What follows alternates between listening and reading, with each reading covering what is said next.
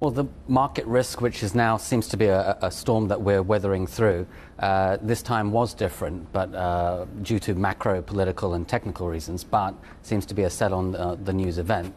Going ahead, greater risk in the remaining part of the year, not least due to the macro issuance risk.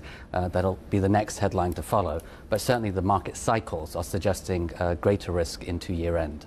So just to explain this to our audience, the credit default swaps are the price that investors pay to ensure their ownership of underlying product, effectively debt or treasuries or other pieces of paper. So this market is telling you that people are worried and getting increasingly worried, and that's why they're buying the protection at this stage. You kind of muddled up some of the fundamentals with the technicals here by talking about the additional supply going forward, or do you think that information is already in this chart?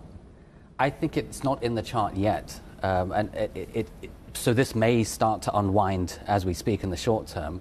The CDS chart that we are looking at is at multi-year highs, so it is different to any other debt ceiling debate that we've had in the past for the reasons that I mentioned at the beginning. But I think we head back to new highs later on in the year when there are renewed risks that come back on the table. So from the technical perspective, the charts and the cycles are suggesting that macro will likely overlay back then. I'm not sure you've got a chart on this, but we had a guest earlier on the program say that in his view, the next nexus of concern is going to be high yield in the U.S. I'm wondering if, based on the technicals, you're seeing any warning signs at this stage in the high yield market.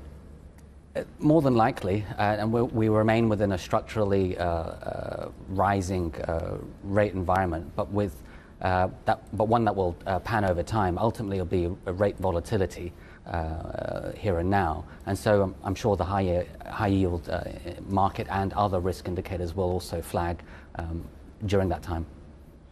Hyman Minsky came up with this idea that you get to a peak in market excess and it leads to a dramatic collapse in asset valuations. Ultimately, thereby we get the Minsky moment. Let's have a look at your S&P chart here. Everybody uses the idea of a Minsky moment as some kind of threat or concern for markets, inevitably. What do you think the pattern in the S&P now is telling us about the prospect of that happening?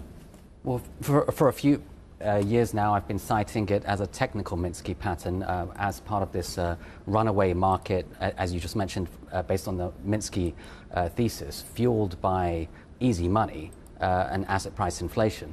What we see there is a potential bull trap from 2022 onwards. 2021 and 2022 was the downfall.